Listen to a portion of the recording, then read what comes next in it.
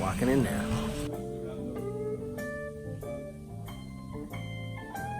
We're at the Hot Rod Alley. This is our shot.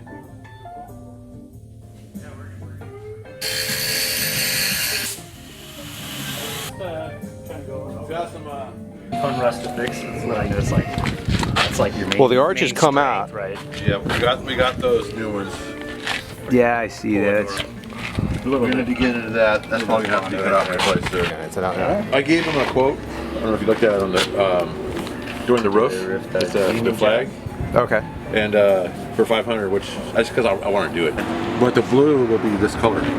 If I wanted it, we could run a little red stripe down on one side of this to tie in with the. It's almost easier for us to do it because we'd be able to do it in between the paint. I would recommend it. Clearing I absolutely and would. if he was going to have somebody do it, we'd have to clear it and they'd have to go.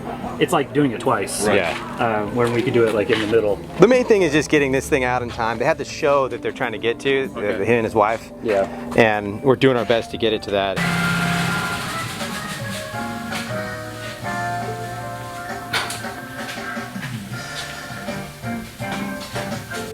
Well, that was fun.